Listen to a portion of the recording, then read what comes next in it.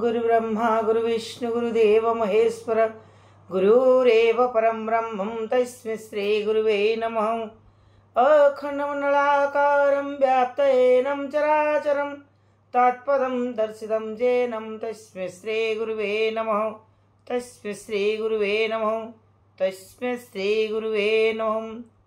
ओम नमः शिवाय। ओम नमः शिवाय।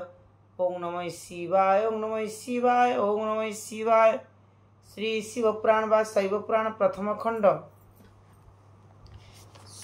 पतिनिंदा सही न पारी दक्ष यज्ञ सतींकर देहत्याग तृतीय भाग। भूत जोगी गोड़ाए ता पासे थांती बेढ़ी सर्वदा बुलई बुढ़ा षंढटिए चढ़िए से गमते डिबी डिबी बजाई डम्बरू देखिण पलाई जाती प्राणी माने दूरु पुणी से मस्तके बांधी थाए गज चर्म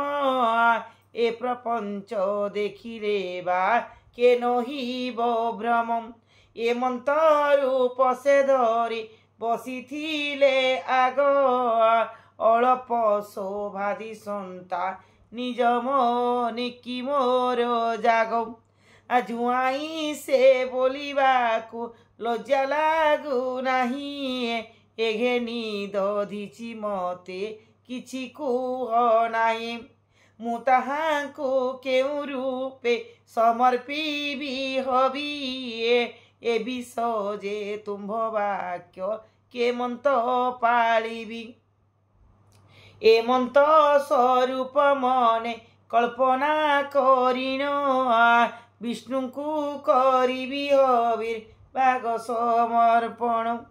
तांकु हबी देले सबु देवे हेबे तो सआ ए कथा निश्चय जान मोर तपी ईसौ ए सनक वाक्य शुणी दधिछि महात्मा बोइले न जानु दक्ष शिवंक महात्मा शिव स्वरूप को जेउ नर अछि देखिए आन देव तांकु देखिब किसे ही आखि शिव ठारू आन नाही संसारे के बड़ जेणु तुम्भे हबि दे तो सकर मूढ़ ए कथा करिले तुम्भ जाग हेब शुद्ध बेगे सती देवींकर मन कर बोध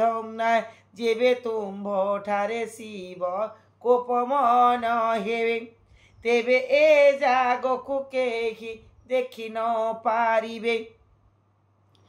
कहती जे ब्रह्मासूत शुण सर्वज्योति दधिचिंक वाक्य शुणी दक्ष प्रजापति बोइले श्री विष्णु रक्षा करिबे मो जाग तेणु मु ताहांकु हबी समर्पिबी आग आ विष्णु प्रति जे करई मनरे सद्भाव तक्षणे मिलंती प्रभु आसीतार ठाव आ मन अभिलाष मते दियंती दर्शन अनादि अनंत स्वामी सेहि भगवान विष्णु ठारू अधिक तनु होई से स्थाणु कि रूपे मु तांकु हबी देवी जाणु जाणु मो पासे अछंती देख केते रुद्र गण मो आज्ञा मस्तके बहिए करंती पालन एमानंकु ए यज्ञ रे देइन मु हबी देवतांक सहित रे संतोष होइबे जे यद्यापि होइथिबे मोठारे संतोष शिव क्रोध हेले मोर करिब से किस दक्ष ठारू एहा शुणी दधिछि कहंती मनरु बालक बुद्धि छाड़ प्रजापति तुम्भ पिता कहिबार वचन को घेनौ आम्भे मध्य कहुअछु उत्तम वचन रुद्र जेबे क्रोध होई एठाकु आसिबे विष्णु रक्षा कले सुद्धा रखि न पारिबे ब्रह्मा इंद्र थाइओ बा करिबे से किस रखि न पारिबे तोते सकल त्रिदोष जेबे क्रोध बश होई आसंती शंकर जागनाश गला जान निश्चय तोहर शिव ठारू होइछि ये संसार उत्पत्ति से एका सकल भावे पालन करती से पुणी ये संसार को करती संगार एणु तांको नाम रुद्र जान दक्ष वीर ए तत्व को आम्भे माने जानिछु प्रतीक्ष शिवंक महिमा तोते जणा नाही दक्ष एहा शुणी दक्ष तांकु बोइले जे पुणी रुद्रर महिमा सबु अछये मु जानी आवरो जानती सबु देवता ए ताहा समसान निवासी जे भूतंकर नाहा लज्जा दूर करी सदा हुई लंगला न जानी भल मंद अटे अति भोला जेतक चरित तार सबु मंगल देवतांक ध्रुमकेतु से कुंस पांशुल एथिरे संशय न करहे मुनिवर मु कहूछि ता स्मरणे मन दूर करौ ता अशुभ चरित्र को न पुराओ कने कौनसी कालरे ताहा न विचारी मणि दक्षको मुखरु शुणी ए निष्ठुर बाणी दधिची कहिले तांकु कोप मने पुणिए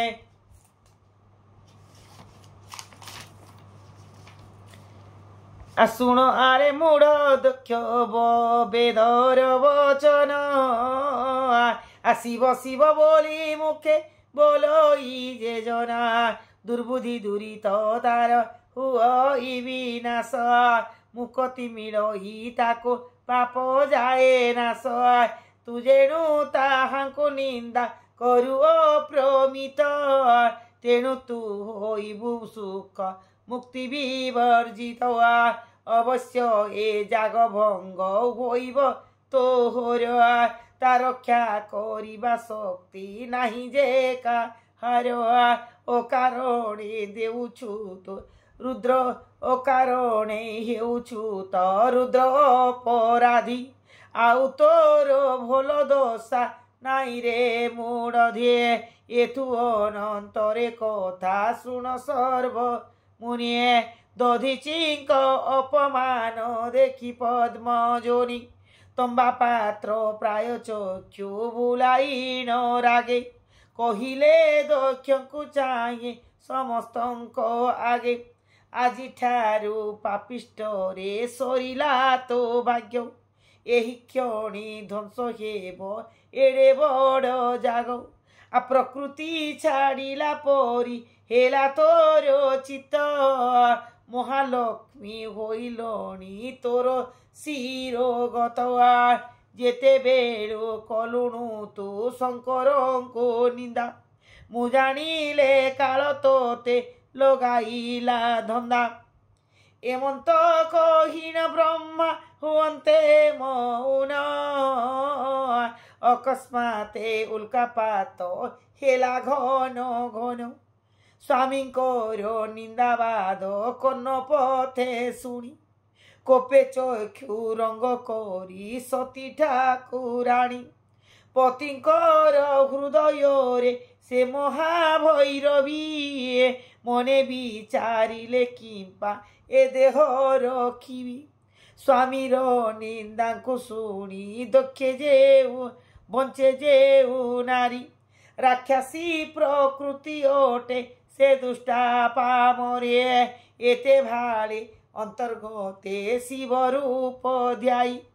होम कुंड निकटरे ଉଭା ହେଲେ ଯାଇ ତାଙ୍କଠାରୁ ଜାତ ହୋଇଥିଲେ ଯେତେ ସ୍ତ୍ରୀ ସେ ସେହି ସ୍ତ୍ରୀ ସେ ସେହି ଶରୀରେ ଲୀନ ହେଲେ ପୂର୍ବ ପରି ଯଜ୍ଞର ଶୋଭାରେ ବସିଥିଲେ ଯେତେ ଲୋକ ସେ ସକଳ ଚାହିଁଛନ୍ତି ହେଲା ପରିମୁଖ ଶିବଙ୍କୁ ଏକାଗ୍ର ଚିତ୍ତେ ଚିନ୍ତି ଦାକ୍ଷ ରାଣୀ ପଡ଼ିଲେ ଯେ ଏ ଜଗାନ କେ ମଧ୍ୟ ସେହି କ୍ଷଣି ସହଜେ ଅଟନ୍ତି ଆଦି ଶକ୍ତି ଜ୍ୟୋତିର୍ମୟ ଅନଳେ ପଡ଼ନ୍ତେ ତାହା ହେଲା ଅତିଶୟ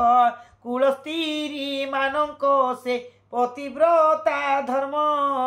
ଦେଖାଇବା ପାଇଁ କଲେ ଏଡ଼େ ବଡ଼ କର୍ମ ତା ଦେଖି সকলে হাহাকারে କରୁଛନ୍ତି ତା ଦେଖି সকলে ହାହାକାର କରୁଛନ୍ତି ଅନଳ କୁଣ୍ଡରେ ପଡ଼ି ଭସ୍ମ ହେଲେ ସତୀ ଦେବୀଙ୍କର ଅଗ୍ନି ପ୍ରବେଶ ଚରିତ ସମ୍ପୂର୍ଣ୍ଣ ହୋଇଲା ଜନେ ଶୁଣି ହୁଅ ତୃପ୍ତ ଭାଷା ଛନ୍ଦେ କହିଲି ମୁଁ ସୁଦାମ ରସ ପଢ଼ନ୍ତେ ଶୁଣନ୍ତେ ଲାଭ ହେବ ସର୍ବଯଶ ଯେଉଁ ସଦା ଶିବଙ୍କର ଅସଂଖ୍ୟ ମହିମା ସେ ପ୍ରଭୁ କରିବେ ମୋର ଅପରାଧ କ୍ଷମା ଅଗ୍ନି ପ୍ରବେଶନ ଗାଥା ସତୀ ଦେବୀଙ୍କର ବିସ୍ତାରି କହିବି ମୁଁ ବା ଓଟେ କେତେ କର ସଂସ୍କୃତ ପୁରାଣ ବାକ୍ୟ ଅର୍ଥ କରି ଗୀତେ ପ୍ରକାଶ କଲି ମୁଁ ପ୍ରଭୁ ତ୍ରାହି କର ମତେ କେତେବେଳେ କାହିଁରୁ ସେ ଦେବୀ ହୁଅନ୍ତି ଜାତ ପୁଣି କେତେବେଳେ କାହିଁ ହୁଅନ୍ତି ଗୋପତ ତାହା ଜାଣିବା ପାଇଁ କି ଶକ୍ତି ନାହିଁ କାର ସେ ଯେ ମହାମାଇ ତାର ମାୟା ଅଗୋଚର କେବଳ ଲୋକ ଦେଖଣା ଖେଳ ଏ ଅଟଇ ଶିବ ଶକ୍ତି ବେନି ଜନେ ଭିନ୍ନ ଯେନୁ ହୋଇ ଶକ୍ତି ବିନେ ଶିବ କ୍ଷଣେ ନ ପାରିବେ ବର୍ତ୍ତି ସେହିପରି ମଧ୍ୟ କ୍ଷଣେ ନ ବର୍ତ୍ତିବେ ସତୀ ଖେଳ ଭିଆଇବା ପାଇଁ ମାତା ମାହେଶ୍ୱରୀ ଦେହ ତେଜି ଜନ୍ମନ୍ତି ଆନେ ଇଚ୍ଛା କରି ଆରେ ଏହି ପ୍ରକାରେ ଅଛି ଶାସ୍ତ୍ରେ ଲେଖା ହୋଇ ମୋର ମନ ଗଢ଼ା କଥା ଏହା ଯେନୁ ହୋଇ ସେ ଦେବୀ ସର୍ବଭୂତାନି ପଦ୍ମପାଦ ତଳେ ଅଜ୍ଞାନ କ୍ଷେତ୍ର ମୋହନ ମନରହୁ ହେଳେ ଓಂ ନମଃ ଶିବାୟ ଓಂ ନମଃ ଶିବାୟ ଓಂ ନମଃ